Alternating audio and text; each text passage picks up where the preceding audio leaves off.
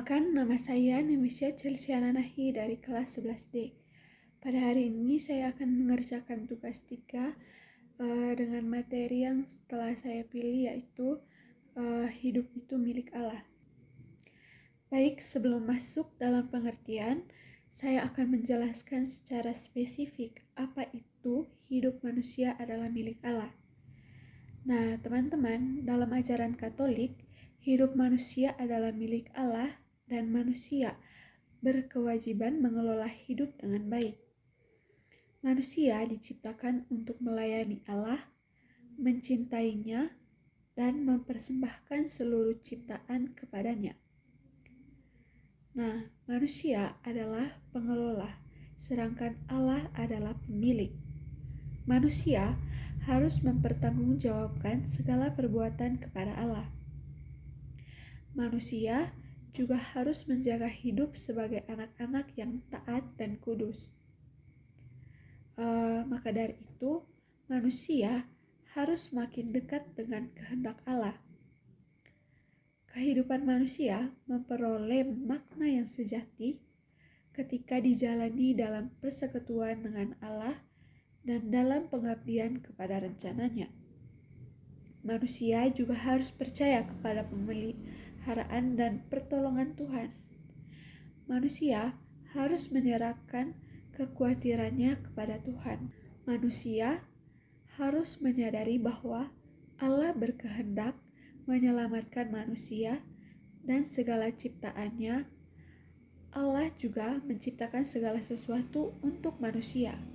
Allah menghendaki agar hidup manusia selamat tanpa melihat latar belakang, suku, atau kelompok tertentu. Nah, teman-teman, sekarang kita masuk pada pengertian. Nah, teman-teman, pengertiannya dalam ajaran Katolik, hidup adalah anugerah yang berasal dari Allah. Nah, Allah adalah Sang Pencipta yang memberikan kehidupan kepada semua makhluk hidup, terutama kita sebagai manusia, yang diciptakan menurut gambar dan rupanya. Karena itu, manusia tidak memiliki kehidupan secara mutlak, tetapi menerimanya sebagai karunia yang harus dijaga dan dijalani sesuai dengan kehendak Allah. Ini terdapat dalam Kitab Kejadian bab 1 ayat 26-27. Nah, teman-teman, ada juga dasar iman dalam kitab suci.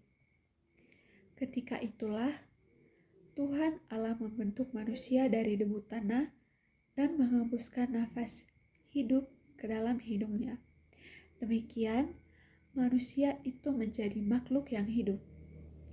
Nah, ini terdapat dalam Kitab Kejadian bab 2 ayat 7.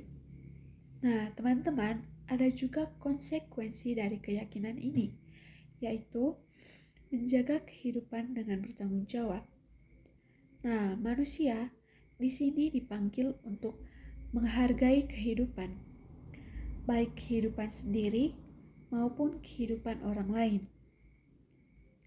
Nah, menolak segala bentuk kekerasan, pembunuhan, dan tindak yang merusak kehidupan. Nah, teman-teman, berikut implikasi atau dampak dalam kehidupan sehari-hari.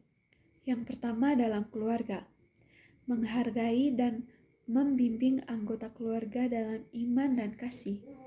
Yang kedua dalam masyarakat, mengusahakan keadilan sosial, melindungi yang lemah, dan menegakkan martabat manusia.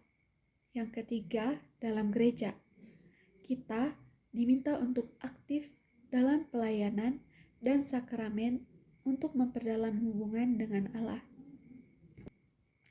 Dan yang terakhir kesimpulan, dalam ajaran Katolik, hidup adalah pemberian Allah yang harus dihargai dan dijalani dengan penuh tanggung jawab. Manusia dipanggil untuk menjaga kehidupan, mengasihi sesama, dan menjalankan kehendak Allah dalam segala aspek kehidupan. Dengan memahami bahwa hidup adalah milik Allah, kita diajak untuk hidup dalam iman, harapan, dan kasih, serta mempersiapkan diri untuk hidup kekal bersama. Nah, teman-teman, itu saja materi dari hidup adalah milik Allah.